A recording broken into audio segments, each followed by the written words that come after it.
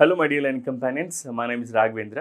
ఇటీవల ఆంధ్రప్రదేశ్ హైకోర్టు మరియు జిల్లా కోర్టులలో నోటిఫికేషన్ రిలీజ్ చేయడం జరిగింది. సుమారు 1620 పోస్టులకు గాను వివిధ రకాల పోస్టులకి నోటిఫికేషన్ రిలీజ్ చేయడం జరిగింది. దీనికి సంబంధించినటువంటి విశేషాలను ఈరోజు మనం తెలుసుకుందాం. ముఖ్యంగా ఇందులో ఉండేటటువంటి సిలబస్ ఇంగ్లీష్కి సంబంధించినటువంటి ఎలాంటి సిలబస్ ఉంటుంది, ఎలాంటి ప్రశ్నలు అడిగే అవకాశం ఉంటుంది, ప్రశ్నల సరళి ఎలా ఉంటుంది, ఎన్ని మార్కులు సాధించవచ్చు, అండ్ ఇక్కడ మేమేం మీకు ఎలాంటి టిప్స్ ఇవ్వబోతున్నాం అనేది ఈ సెషన్లో చూద్దాం. ఇక ఎలాంటి ఆలస్యం చేయకుండా మనం మన సెషన్లోకి వెళ్ళిపోదాం. ఈ ఆంధ్రప్రదేశ్ హైకోర్టులు మరియు డిస్ట్రిక్ట్ కోర్టులలో వివిధ రకాల పోస్టులు ఉన్నాయి. అవి ఏంటి అని అంటే స్టెనోగ్రాఫర్ గ్రేడ్ 3 అని, typist, copyist, junior assistant, field assistant, examiner, record assistant, process server and office subordinate అని చెప్పేసి ఈ వివిధ రకాల ఉద్యోగాలకు గాను మనకు నోటిఫికేషన్ రిలీజ్ చేయడం జరిగింది. ఆల్రెడీ మనకు అప్లికేషన్ ప్రాసెస్ స్టార్ట్ అయింది. ఇంకా కేవలం 1 వీక్ మాత్రమే టైం ఉంది. జూన్ 2న అప్లికేషన్కి లాస్ట్ డేట్ అనేది గుర్తుంచుకోండి. సో ఇక్కడ మీకు ఈ ఎగ్జామ్స్కి సంబంధించి ఒక్కొక్క పోస్ట్కి కాస్త డిఫరెంట్ సిలబస్ అనేది ఉంది. ముఖ్యంగా అన్ని పోస్టులలో కామన్గా మనకు ఉండేది 1-2 పోస్టులకు తప్ప మిగతా వాటన్నిటిలో కామన్గా ఉండేది ఇంగ్లీష్. ఈ ఇంగ్లీష్లో మ్యాక్సిమం మీరు 40 మార్కులకు 35+ మార్కులు సాధించే విధంగా మేము మీకు ఇక్కడ కొన్ని విశేషాలను చెప్పబోతున్నాను. అండ్ అలాగే మన యాప్ ద్వారా ఎలాంటి గైడెన్స్ ఇవ్వబోతున్నాం అనేది కూడా ఇక్కడ మీకు నేను క్లియర్గా ఎక్స్ప్లెయిన్ చేస్తాను. సో ఇందులో ఈ పోస్టులన్నింటిలో కూడా చాలా వరకు ఎక్కువ శాలరీ ఉండేది స్టెనోగ్రాఫర్ గ్రేడ్ 3కి. ఆ తర్వాత మిగతా వాటికి కూడా సిమిలర్ శాలరీస్ ఉంటాయి, కొంత డిఫరెన్స్తో, వేరియేషన్తో. సో ఒకసారి మీరు డీటెయిల్గా నోటిఫికేషన్ తరోగా చూసినట్లయితే మీకు ఇంకా బాగా ఐడియా వస్తుంది. సో ముఖ్యంగా జీకే ఉంటుంది. జీకే 60 మార్కులకు ఉంటుంది. అండ్ ఇక్కడ జనరల్ ఇంగ్లీష్ ఏదైతే ఉందో దీనికి 40 మార్కులు ఉంటాయి. ముఖ్యంగా మన తెలుగు ప్రాంత అభ్యర్థులు ఎక్కువ మందికి తక్కువ మార్కులు వచ్చేది. మళ్ళీ చెప్తున్నాను, ఎక్కువ మందికి తక్కువ మార్కులు వచ్చేది ఎందులో అంటే ఈ జనరల్ ఇంగ్లీష్లోనే. ఈ జనరల్ ఇంగ్లీష్లో కనుక మీరు మంచి మార్కులు సంపాదిస్తే ఖచ్చితంగా ప్రభుత్వ ఉద్యోగి అయినట్టే. ఈ పోస్టులలో ఖచ్చితంగా మీరు ప్రభుత్వ ఉద్యోగి అయినట్టే. ఎక్కువ మందికి తక్కువ మార్కులు ఎక్కడ వస్తున్నాయి సార్ అంటే జనరల్ ఇంగ్లీష్ సెక్షన్లో మాత్రమే తక్కువ మార్కులు వస్తున్నాయి. మరి ఈ జనరల్ ఇంగ్లీష్ సెక్షన్స్లో ఎలా మంచి మార్కులు సాధించాలి సార్? అసలు సిలబస్ ఏముంటుంది? కామన్గా ఇక్కడ ఉన్న అన్ని పోస్టులలో ఉన్నటువంటి కామన్ సిలబస్ని ఇప్పుడు మీ ముందుకు నేను చూపిస్తాను. దీన్ని బట్టి మనం ఎలా ప్రిపేర్ అవ్వాలో తెలుసుకుందాం. దానికంటే ముందు జూనియర్ అసిస్టెంట్ అంటే ఏం చేస్తారు, అంటే మీరు జాబ్ వచ్చిన తర్వాత ఎలాంటి యాక్టివిటీస్ చేయాలనేది కూడా ఒక మారు మీకు నేను చెప్తాను, చూడండి. సో జూనియర్ అసిస్టెంట్ అంటే జనరల్ అడ్మినిస్ట్రేషన్ చేయాల్సి ఉంటుంది. అంటే రోజువారీ ఆఫీస్ పనులు చేయడం మరియు రికార్డులను నిర్వహించడం ఇక్కడ మీరు చేయాల్సినటువంటి పని. ఇక స్టెనోగ్రాఫర్ గ్రేడ్ 3 అని అంటే హై స్పీడ్ టైపింగ్తో కోర్టు డాక్యుమెంటేషన్స్ని నిర్వహించడం మీరు చేయాల్సినటువంటి పని. ఆ తర్వాత టైపిస్ట్ లేదా టైపిస్ట్ మరియు కాపీస్ట్లని వీళ్ళు ఏం చేస్తారు సార్ అంటే లీగల్ డాక్యుమెంట్స్ని డ్రాఫ్ట్ చేయడం మరియు కాపీ చేయడం చేస్తారు. అంటే కోర్టులో ఎక్కువగా లీగల్ డాక్యుమెంట్స్ ఉంటాయి కదా, వాటిని కాపీ చేయడం కానీ లేదా డ్రాఫ్ట్ చేయడం కానీ చేస్తూ ఉంటారు. ఈ పోస్టులకు కూడా మంచి డిమాండ్ ఉంటుంది. ముఖ్యంగా ఎక్కువ మంది అభ్యర్థులు అప్లై చేసేది ఏంటి అంటే ఈ junior assistant post. Next process servers అంటే ఏంటి అని అంటే కోర్టు నోటీసులు మరియు డాక్యుమెంట్లని డెలివర్ చేసేటటువంటి పోస్ట్ అనమాట. కోర్టు నోటీసులు మరియు డాక్యుమెంట్స్ని డెలివరీ చేసేటటువంటి పోస్ట్. ఇక ఆఫీస్ సబార్డినేట్ అంటే ప్రైమరీ వర్క్స్ చేయడం. మన పరిభాషలో దీన్ని అటెండర్ జాబ్ అని అంటూ ఉంటాం, సహాయ పనులు నిర్వహించడం అంటున్నాం. కానీ ఇక్కడ ఆఫీస్ సబార్డినేట్ అని చెప్పేసి అంటున్నాము, గుర్తుంచుకోండి. ఈ జాబ్ వచ్చినట్లయితే ఏం చేయాలి, మీ వర్క్ ప్రొఫైల్ ఎలా ఉంటుందని ఇప్పుడు తెలుసుకుందాం. ఇక జనరల్ నాలెడ్జ్కి సంబంధించి జీకేకి సంబంధించి 60 మార్కులు ఉంటాయి మీకు పరీక్షలో. జీకేకి సంబంధించి 60 మార్కులు ఉంటాయి. ఇక జనరల్ ఇంగ్లీష్ ఏదైతే ఉంటుందో దీనికి 40 మార్కులు ఉంటాయి. ఈ 40 మార్కులకు గాను వివిధ రకాల పోస్టులకు వివిధ రకాల సిలబస్ అనేది ఉంది. అయితే నేనేం చేస్తున్నానంటే మీరు ముఖ్యంగా చదవాల్సినటువంటి మంచి మార్కులు, సార్ నాకు 35+ మార్క్స్ రావాలి సార్ అని అనుకున్న వాళ్ళు ఎవరైతే ఉన్నారో వాళ్ళందరికీ కూడా ఉపయోగపడే విధంగా మేము ఒక కోర్స్ని డిజైన్ చేసాం. ఫస్ట్ ఒకసారి సిలబస్ చూద్దాం, మీరు ఎక్కడి నుంచి స్టార్ట్ చేస్తే బాగుంటుంది. అండ్ ఇటీవల తెలంగాణలో నిర్వహించినటువంటి కోర్టు ఉద్యోగాలలో మా విద్యార్థులు ఎవరైతే ఉన్నారో మా దగ్గర కోర్సులో జాయిన్ అయ్యే వాళ్ళు ఎవరైతే ఉన్నారో సక్సెస్ఫుల్గా మేము మంచి మార్క్స్ సంపాదించాం సార్, త్వరలో మేము ఉద్యోగాలను కూడా సాధించబోతున్నాం అని చెప్పేసి మాకు పాజిటివ్ రివ్యూస్ ఇస్తున్నారు. We're very happy to hear such wonderful good feedback. Every day morning లేవగానే సార్ నాకు మంచి మార్క్స్ వచ్చాయి సార్, నాకు 30 వచ్చాయి సార్, నాకు 20 వచ్చాయి సార్, 25 వచ్చాయి సార్, ఇంగ్లీష్ అసలు నాకు ఏది రాదు అనుకున్నాం కానీ ఇంగ్లీష్లోనే ఎక్కువ స్కోర్ చేయగలుగుతున్నాను సార్, నేను జాబ్ కన్ఫర్మ్ సార్ అని చెప్పి చెప్తున్నారు. అతి త్వరలో జాబ్ వాళ్ళు అపాయింట్మెంట్స్ అయిన తర్వాత we will let you know. So and దానికంటే ముందు సిలబస్ అనేది ఒకసారి మనం చూద్దాం. అయితే ఏ సిలబస్ అయినా గుర్తుంచుకోండి, ఇంగ్లీష్లో అందరూ చేసే పొరపాటు ఏంటి అని అంటే డైరెక్ట్గా ఒక కాన్సెప్ట్ని నేర్చుకుంటే మనకు ఒక 5 మార్కులు వస్తాయి, 2 మార్కులు వస్తాయి అనుకుంటారు. అలా కాకుండా మీరు కేవలం ఈ హైకోర్టు లేదా ఈ జిల్లా కోర్టు ఉద్యోగాలనే కాదు, ఏ కాంపిటేటివ్ ఎగ్జామ్ ఆస్పిరెంట్ అయినా సరే, స్టేట్ అయినా సెంట్రల్ అయినా ఎక్కడి నుంచి ప్రిపేర్ అవ్వాలి సార్ అంటే ముందుగా మీరు చేయాల్సినటువంటి ప్రిపరేషన్లో పార్ట్స్ ఆఫ్ స్పీచ్ నుంచి చేయాల్సి ఉంటుంది. పార్ట్స్ ఆఫ్ స్పీచ్ నుంచి చేయాల్సి ఉంటుంది. ఎందుకనంటే మీకు ఒక విషయం చెప్తాను నేను. AEIOU ఈ అచ్చులు ఉంటాయి కదా, AEIOU ఓవెల్స్ అని అంటాం. ఈ శబ్దాలు లేకుండా ఇంగ్లీష్లో ఒక్క పదం కూడా లేదు. అలాగే ఒక వర్బ్ ఫామ్ లేకుండా, అంటే ఒక వర్బ్ లేకుండా ఇంగ్లీష్లో ఒక సెంటెన్స్ కూడా ఉండదు. మరి అంతటి కీలకమైనటువంటి వర్బ్స్ని, ఆ తర్వాత ఇంపార్టెన్స్ అయినటువంటి వొకాబులరీని మనం ఎప్పుడైతే నేర్చుకుంటామో ఇంగ్లీష్లో అప్పుడు మనం పర్ఫెక్ట్గా అవుతాం. సో గుర్తుంచుకోండి, మళ్ళీ చెప్తున్నాను, ఫస్ట్ పార్ట్స్ ఆఫ్ స్పీచ్ గురించి నేర్చుకోండి. మీ సిలబస్లో క్లియర్గా మెన్షన్ చేయడం జరిగింది. పార్ట్స్ ఆఫ్ స్పీచ్లో క్లియర్గా noun, pronoun, verb, adverb, adjective, prepositions, conjunctions and interjections. So ఇవి క్లియర్గా ఇవ్వడం జరిగింది. ఒకసారి మీరు చెక్ చేయండి కావాలంటే సిలబస్ని కూడా. అయితే గత ప్రశ్నాపత్రాలను గమనించినట్టయితే లేదా ఇటీవల తెలంగాణలో నిర్వహించినటువంటి కోర్టు ఎగ్జామ్లోని పేపర్స్ని కండక్ట్ చేసి ఒకసారి రివిజన్ చేసినట్టయితే, ఒకసారి చూసినట్టయితే ఏమవుతుందంటే ఎక్కువగా అడిగినటువంటి ప్రశ్నల్ని డిఫరెంట్గా అడగడం జరిగింది. అంటే రెగ్యులర్గా అడిగేటటువంటి మూస పద్ధతిలో ప్రశ్నల్ని కాకుండా వీటిని కొంచెం ఇప్పుడు ఎగ్జామ్ రాస్తున్నటువంటి అభ్యర్థి ఎవరైతే ఉంటారో, ఈ ఆస్పిరెంట్ ఎవరైతే ఉంటారో తన ప్రీవియస్ నాలెడ్జ్ని at the same time analytical ఎబిలిటీని కూడా టెస్ట్ చేసే విధంగా కొన్ని ప్రశ్నలు ఇవ్వడం జరిగింది. ఎక్కువగా కరెక్షన్ ఆఫ్ సెంటెన్సెస్ అనే కాన్సెప్ట్ నుంచి ఇవ్వడం జరిగింది. ఈ కరెక్షన్ ఆఫ్ సెంటెన్సెస్ని మీరు తెలుసుకోవాలంటే ముఖ్యంగా సబ్జెక్ట్, వర్బ్, రూల్, అగ్రిమెంట్ తెలుసుకోవాల్సి ఉంటుంది. సో అవన్నీ కూడా ఇక్కడ మీకు నేను ఎక్స్ప్లెయిన్ చేస్తాను. సో ఫస్ట్ మనం స్టార్ట్ చేయాల్సింది పార్ట్స్ ఆఫ్ స్పీచ్ నుంచి స్టార్ట్ చేయాల్సి ఉంటుంది. ఈ పార్ట్స్ ఆఫ్ స్పీచ్లో కూడా ముఖ్యంగా నౌన్ అంటే ఏంటి, ప్రొనౌన్ అంటే ఏంటి, అండ్ వర్బ్ అంటే ఏంటి, అడ్జెక్టివ్ అంటే ఏంటి, ఆ తర్వాత అడ్వర్బ్ అంటే ఏంటి, అండ్ ఇక్కడ ప్రిపోజిషన్, కంజంక్షన్స్కి స్పెషల్గా మనం ఎక్కువగా ఇంపార్టెన్స్ ఇవ్వాల్సి ఉంటుంది. ఇక చివరిది ఇంటర్జెక్షన్. ఇది బహుశా రాకపోవచ్చు, ఎందుకంటే ఇంత ఈజీ కాన్సెప్ట్ నుంచి మీకు ప్రశ్నలు అడిగే అవకాశం ఉండదు కాబట్టి ఇంటర్జెక్షన్స్ అనేది చివరిది. సో 8 పార్ట్స్ ఆఫ్ స్పీచ్లలో అత్యంత కీలకమైనటువంటి కాన్సెప్ట్స్, ఎక్కువగా ప్రశ్నలు అడిగే కాన్సెప్ట్ ఏంటి అంటే ఈ ప్రిపోజిషన్స్, కంజంక్షన్స్ నుంచి ఎక్కువగా మీకు ప్రశ్నలు అడిగేటటువంటి అవకాశం ఉంది. ఇక రెండవది ఏంటి అంటే మీరు తెలుసుకోవాల్సింది చెప్తున్నాను సిలబస్లో. సబ్జెక్ట్ అంటే ఏంటి, ప్రెడికేట్ అంటే ఏంటి, ఫ్రేజ్ అంటే ఏంటి, క్లాస్ అంటే ఏంటి, జస్ట్ మీరు తెలుసుకుంటే సరిపోతుంది. నెక్స్ట్ టైప్స్ ఆఫ్ సెంటెన్సెస్ అంటే ఏవే ఉంటాయి, ఆర్టికల్స్ మీ సిలబస్లో క్లియర్గా మెన్షన్ చేయడం జరిగింది, ఏ అండ్ ది అని. డిఫైనట్ ఆర్టికల్ అండ్ ఇండిఫైనట్ ఆర్టికల్స్కి సంబంధించి ప్రశ్నలు ఖచ్చితంగా వీటి మీద ఉండబోతున్నాయి కాబట్టి ఆర్టికల్స్ అనే కాన్సెప్ట్ని కూడా నేర్చుకోండి. మేము మీకు ఆర్టికల్స్ అనే కాన్సెప్ట్ని ఈజీగా గుర్తుంచుకునేందుకు రియల్ లైఫ్ ఎగ్జాంపుల్స్తో దేని ముందు ఆర్టికల్ ఉపయోగించాలి, దేని ముందు ఉపయోగించకూడదు, ఒమిషన్ ఆఫ్ ఆర్టికల్ని కూడా మీరు ఈజీగా గుర్తుపెట్టుకునేలాగా కొన్ని ట్రిక్స్ని మన వీడియో క్లాసులో చెప్తాం.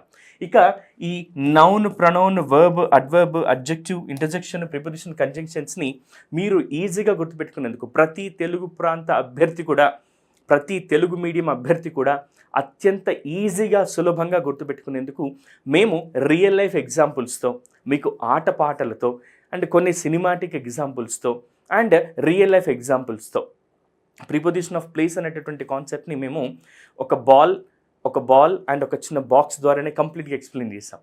దీనికి చాలా మంచి పాజిటివ్ రివ్యూస్ వచ్చాయి మాకు. అంటే మా ఇంటెన్షన్ అంతా కూడా ఒకటే, ఇంగ్లీష్ రాకపోవడం వల్ల ఏ ఒక్క తెలుగు ప్రాంత అభ్యర్థి కూడా మంచి ఉద్యోగ అవకాశాలని కోల్పోకూడదు. ఆ ఉద్దేశంతోనే మేము ఈ కోర్స్ని చాలా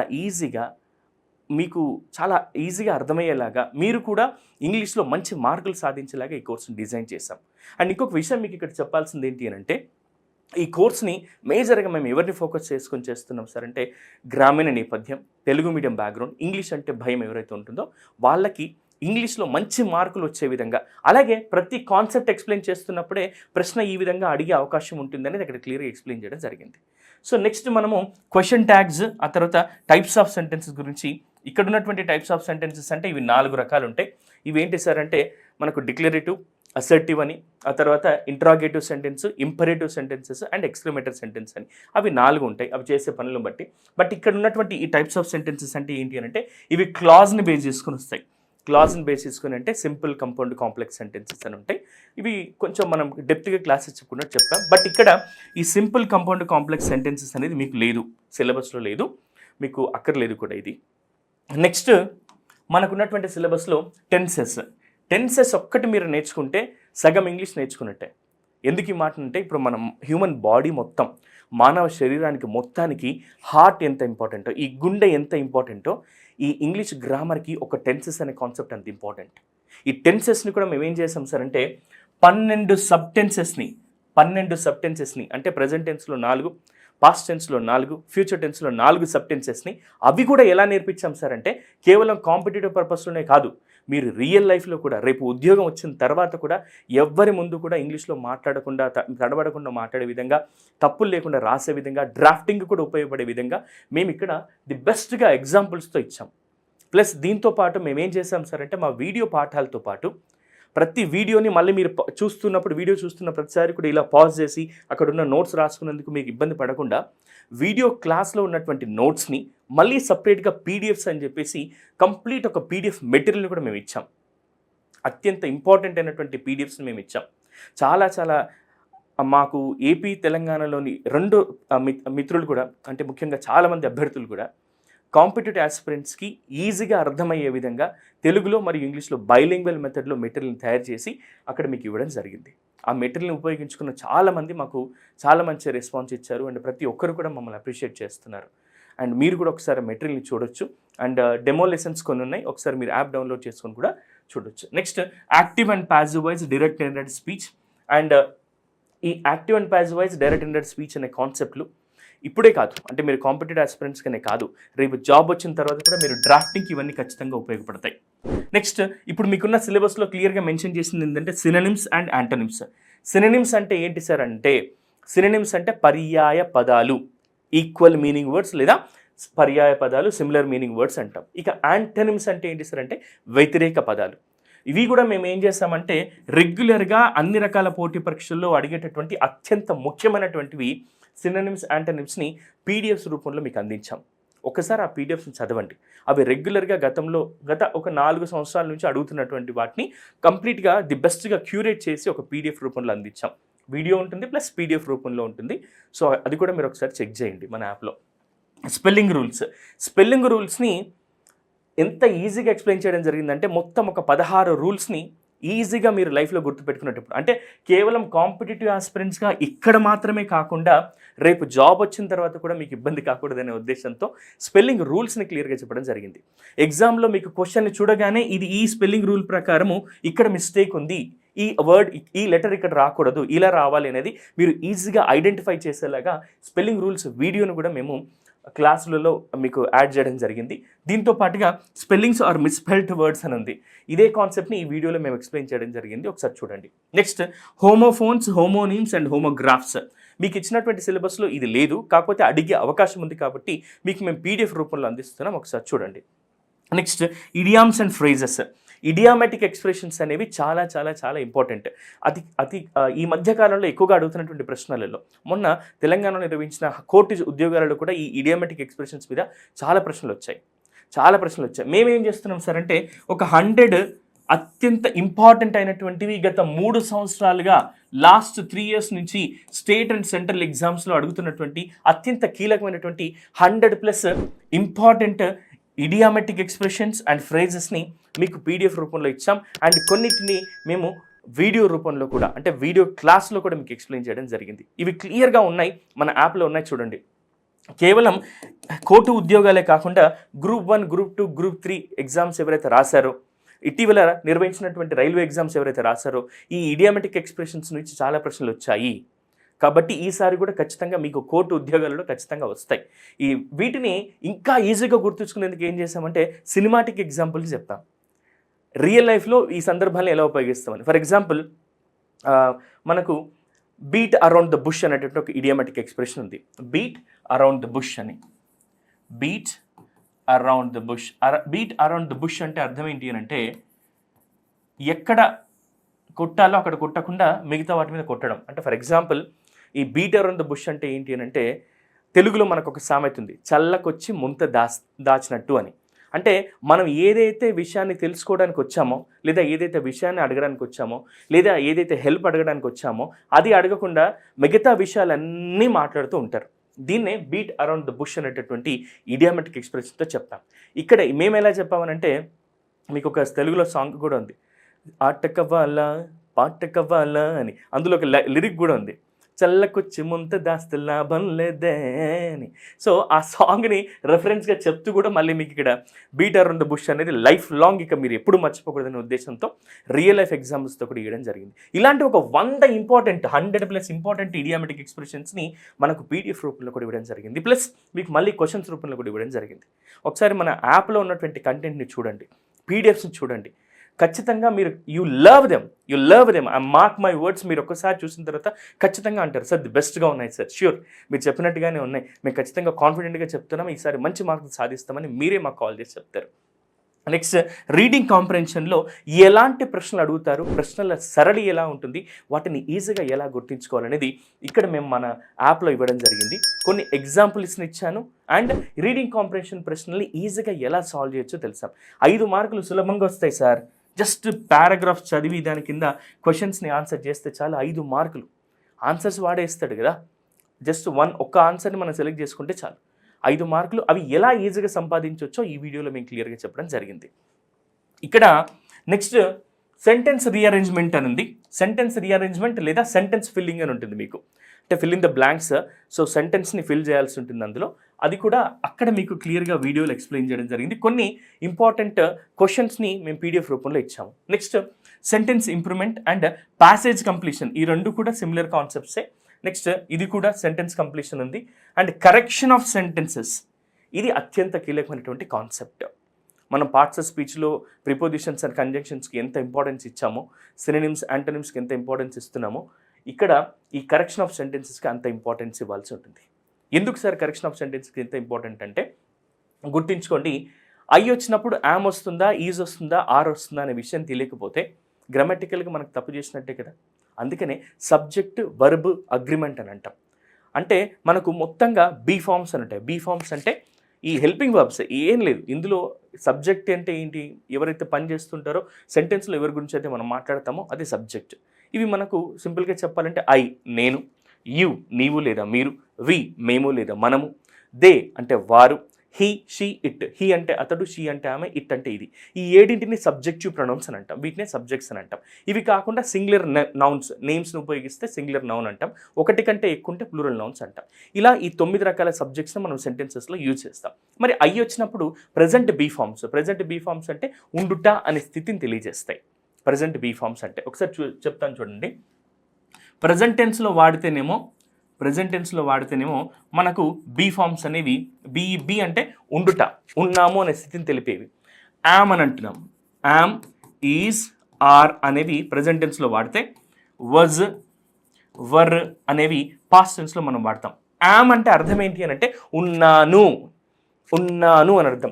మరి ఈజ్ అంటే అర్థం ఏంటి సార్ అంటే ఉన్నాడు, ఉన్నది అని అర్థం వస్తుంది. మరి ఆర్ అంటే అర్థం ఏంటి సార్ అంటే ఉన్నావు, ఉన్నారు, ఉన్నాము అనే మీనింగ్ వస్తుంది. సో ఇది పాస్ట్లో ఉన్నాము, ఉన్నారు అనే మీనింగ్లో పాస్ట్లో మనం చెప్తాం అనమాట. సో ఇవి బీ ఫార్మ్స్ అని చెప్తాం. మరి డూ ఫార్మ్స్ అంటే ఏముంటాయి సార్ అంటే, మరి ఇక్కడ ఆర్ని దేనికి ఉపయోగించాలి సార్, వాజ్ వర్ని దేనికి ఉపయోగించాలి సార్, ఇవన్నీ మీరు గుర్తుపెట్టుకునేందుకు నేను ఏం చేశానంటే సింపుల్ టిప్స్ చెప్పాము. ఐ వచ్చినప్పుడు ఎలా ఉపయోగించాలి, he she it singular nouns ఉంటే ఈజ్ రావాలి, ఐ వచ్చినప్పుడు యామ్ రావాలి, ఆ తర్వాత you we they plural nouns ఉంటే మనకు ఆర్ రావాలి అని. పాస్ట్ టెన్స్లో కూడా సేమ్, ఐ వస్తే వజ్ వస్తుంది, హీ షీ ఇట్ వస్తే వజ్ వస్తుంది, యు వి దే ఆ తర్వాత ప్లూరల్ నౌన్స్ ఉన్నప్పుడు మనకి ఏమొస్తుంది, వర్ అనేది వస్తుందని. ఇవి బీ ఫార్మ్స్ అని. డూ ఫార్మ్స్ అంటే డూ, డస్, డిడ్ అని. హ్యావ్ ఫార్మ్స్ అంటే హ్యావ్, హ్యాజ్, హ్యాడ్ అని. ఇక మోడల్ వర్బ్స్ అంటే shall, should, will, would, can, could, may, might, need to, use to, ought to, dare to, ఇవన్నీ కూడా మీకు క్లియర్గా ఎక్స్ప్లెయిన్ చేయడం జరిగింది. ఇవన్నీ కూడా చాలా ఈజీగా మీరు గుర్తుపెట్టుకుంటారు. ఒక్కసారి ఈ క్లాసెస్ని విన్నారంటే ఇక మీరు జీవితంలో మర్చిపోలేరు. కేవలం ఈ కోర్ట్ ఎగ్జామ్సే కాదు, జీవితంలో మీరు వేరే ఏ ఇతర పోటీ పరీక్షకు ప్రిపేర్ అయినా సరే వీటిని చూస్తే మీకు ఈజీగా అర్థమవుతుంది. ఇక క్లోజ్ టెస్ట్ అనేది కొంచెం డిఫరెంట్గా క్లాస్ చెప్పడం జరిగింది. అండ్ మీకు పీడిఎఫ్ ఒకటి ఇది పెండింగ్ ఉంది, అదే త్వరలో మీకు ఇది పీడిఎఫ్ని అండ్ క్వశ్చన్స్ని కూడా మీకు అందిస్తున్నాం. అయితే చాలామంది మమ్మల్ని రెగ్యులర్గా అడిగేటటువంటి ప్రశ్న ఏంటి సార్ అంటే వొకాబులరీ సార్. ఇప్పుడు సినానిమ్స్, యాంటనిమ్స్ నేర్చుకోమంటున్నారు మీరు. దీనికంటే ముందు వొకాబులరీ కూడా నేర్చుకోవాలి సార్. వొకాబులరీ అంటే ఇంగ్లీష్ మనకు మేజర్గా మంచి మార్కులు రావాలంటే ఫస్ట్ వొకాబులరీ నేర్చుకోవాలి. మరి ఈ వొకాబులరీని ఎలా నేర్చుకోవాలి సార్? ఒక పదాన్ని మేము ఎలా నేర్చుకోవాలి సార్ అంటే ఒక సింపుల్ ఫార్మాట్ చెప్తాను. ప్రపంచంలో ఎవరైనా సరే ఇంగ్లీష్ నేర్చుకోవాలి, పదాలు నేర్చుకోవాలి, పోటీ పరీక్షల్లో మంచి మార్కులు సాధించాలంటే ఈ మెథడ్లో ప్రిపేర్ కండి. ఫస్ట్ ఏదైనా ఒక వర్డ్ తీసుకోండి. ఆ వర్డ్ని ఇన్ని రకాలుగా మీరు నేర్చుకోవాలి సార్ అంటే ఫస్ట్ దాని స్పెల్లింగ్ గుర్తుపెట్టుకోండి. ఫస్ట్ దాని యొక్క స్పెల్లింగ్ను గుర్తుపెట్టుకోండి. ఆ తర్వాత మీరు చేయాల్సిన పని ఏంటి సార్ అంటే దాని యొక్క మీనింగ్. మనం తెలుగు అభ్యర్థులం కాబట్టి దాని మీనింగ్ కూడా గుర్తుపెట్టుకోవాలి. ఈ స్పెల్లింగ్ రాస్తున్నప్పుడే మనం చేయాల్సిన పని ఏంటి అంటే దాని ప్రొనౌన్సియేషన్ గుర్తుపెట్టుకోవాలి, లేదా పక్కన రాసుకోవచ్చు. తెలుగులో ప్రొనౌన్సియేషన్, ఉచ్చారణ అని అంటాం. ఆ పదాన్ని ఎలా ఉచ్చరించాలో కూడా మనకు తెలియాల్సి ఉంటుంది. నెక్స్ట్ మీనింగ్, దాని యొక్క మీనింగ్ తెలుగులో అండ్ ఇంగ్లీష్లో రాసుకుంటే సరిపోతుంది. నెక్స్ట్ మీనింగ్ తెలుసుకున్న వెంటనే ఆ పదాన్ని ఇమీడియట్గా కొన్ని ఎగ్జాంపుల్స్లో రాయాల్సి ఉంటుంది. కొన్ని ఎగ్జాంపుల్స్ లేదంటే ఒక 2 ఎగ్జాంపుల్స్ని ఉపయోగించి రాయొచ్చు. మళ్ళీ ఆ పదానికి సినోనిమ్స్ అంటే పర్యాయ పదాలు లేదా ఈక్వల్ మీనింగ్ వర్డ్స్ అంటాం. ఈ సినోనిమ్స్ని ఒక 2 నేర్చుకోండి చాలు. నెక్స్ట్ యాంటనిమ్స్, వ్యతిరేక పదాలు. ఇలా యాంటనిమ్స్ని ఒక పదం మీరు తీసుకున్నప్పుడు ఆ పదానికి స్పెల్లింగ్, ప్రొనౌన్సియేషన్, దాని యొక్క మీనింగ్, 2 ఎగ్జాంపుల్స్, 2 సినోనిమ్స్, 2 యాంటనిమ్స్ నేర్చుకోండి. ఇలా డైలీ ఒక 5 పదాలు ఒక 100 రోజుల పాటు నేర్చుకోండి. మీరు ఏకంగా ఇంగ్లీష్లో పర్ఫెక్ట్ అవడమే కాదు, ఇంగ్లీష్లో మంచి మార్కులు సాధించడమే కాదు, మీరే ఒక బుక్ రాయగలుగుతారు. అంత గ్లాజరీ మీరు నేర్చుకున్న వాళ్ళు అవుతారు. ఈ మెథడ్లో నేర్చుకోండి. ఇది 10 ఏళ్ల పిల్లవాడి నుంచి అన్లిమిటెడ్ ఏజ్ 100 ఏళ్ళ వారు కూడా ఎవరైనా సరే పదాలు నేర్చుకోవాలంటే ఈ విధంగా నేర్చుకోవచ్చు. ముఖ్యంగా పోటీ పరీక్షల అభ్యర్థులు మీకు ఇది అత్యంత కీలకమైనటువంటిది, అత్యంత అద్భుతమైనటువంటి కాన్సెప్ట్ ఇది. దయచేసి దీని మీద ఎక్కువగా ఫోకస్ చేయండి మిత్రులారా. ఇది చాలా చాలా చాలా ఇంపార్టెంట్ అయినటువంటి కాన్సెప్ట్. సో మీరు ఈ కోర్సుకి సంబంధించి ఇంకా ది బెస్ట్గా డీటెయిల్స్ తెలుసుకోవాలంటే ఒకసారి మా యాప్ని డౌన్లోడ్ చేసుకోండి. మా యాప్ డౌన్లోడ్ చేసుకొని అండ్ అక్కడ మీరు క్లియర్గా అందులో చెప్పినటువంటి వీడియో లెసన్స్ని క్లియర్గా చూడండి. అండ్ ఇప్పుడు మేము ఏం చేస్తున్నాం సార్ అంటే ఈ కోర్టు జాబ్స్కి సంబంధించి మేము మన రోహిత్ అకాడమీ యాప్లో ఏమేమి ఇస్తున్నాం సార్ అంటే మీకు ఫుల్ కోర్స్ ఒకటి ఇస్తున్నాం. ఫుల్ కోర్స్ ఒకటి అవైలబుల్గా ఉంది. అంటే ఇందులో జీకే ప్లస్ ఇంగ్లీష్ 2 కలిపినటువంటి ఒక కోర్స్ ఇస్తున్నాం. అలా కాదు సార్, మాకు జీకే ఏమొద్దు, ఓన్లీ ఇంగ్లీష్ క్లాసెసే కావాలి సార్. ఓన్లీ ఇంగ్లీష్ క్లాసెస్ కావాలన్నా కూడా ఓన్లీ జనరల్ ఇంగ్లీష్ కోర్సుకి సంబంధించి, జనరల్ ఇంగ్లీష్ క్లాసెస్కి సంబంధించి ఈ జనరల్ ఇంగ్లీష్ క్లాసెస్ ఏవైతే ఉన్నాయో వీటికి సంబంధించినటువంటి కోర్స్ మీకు ఫుల్గా కూడా మన అవైలబుల్గా ఉంది. అంటే మీరు ఇక్కడ జీకే ప్లస్ ఇంగ్లీష్ కొనుక్కోవచ్చు యాప్లో, లేదా ఓన్లీ ఇంగ్లీష్ క్లాసెస్ కావాలనుకున్న ఓన్లీ ఇంగ్లీష్ క్లాసెస్ కూడా మీరు తీసుకోవచ్చు. ఇప్పుడే రోహిత్ అకాడమీ, మన Rohit analysis app Rohit academy app ఏదైతే ఉందో డౌన్లోడ్ చేసుకోండి. డౌన్లోడ్ చేసుకున్న తర్వాత మీరు ఒకసారి కొన్ని డెమో లెసన్స్ని విని అప్పుడు మీరే డిసైడ్ చేసుకోండి. అండ్ ఈ కోర్సుకి సంబంధించి ఇంకా డీటెయిల్స్ మీరు తెలుసుకోవాలనుకుంటే మా టీమ్ని కాంటాక్ట్ అవ్వండి. అలాగే ఇప్పుడే మా యాప్ని డౌన్లోడ్ చేసుకొని కోర్టు జాబ్ ఉద్యోగాలు అత్యంత అంటే ఇప్పుడున్నటువంటి ఈ జనరల్ నోటిఫికేషన్స్లో చాలా తక్కువ కష్టంతో మంచి ఉద్యోగం సాధించే అవకాశం ఇది. నేను మళ్ళీ రిపీట్ చేస్తున్నా, తక్కువ కష్టంతో మీరు సంపాదించవచ్చు. మిగతా గ్రూప్ 1 కానీ గ్రూప్ 2 కానీ ఎస్ఐ కానిస్టేబుల్ కానీ వీటన్నిటికీ చాలా ఎక్కువగా ప్రిపేర్ అవ్వాల్సి ఉంటుంది, ఎక్కువగా ఎఫర్ట్ పెట్టాల్సి ఉంటుంది. It's a long process. But మీకు ఒక మంచి అదృష్టం ఏంటి అని అంటే, నిజం చెప్పాలంటే ఇది చాలా మంచి అవకాశం. ఇది అత్యంత అద్భుతమైనటువంటి అవకాశం. Grab this opportunity. ఇది మీరు గ్రాబ్ చేయండి. తప్పకుండా మీరు ఇంగ్లీష్లో మంచి మార్కులు సంపాదిస్తారు. మినిమం మీరు 30 నుంచి 35 మార్కులు సాధించే విధంగా ఈ యాప్ని 35+ చెప్తున్నాను నేను.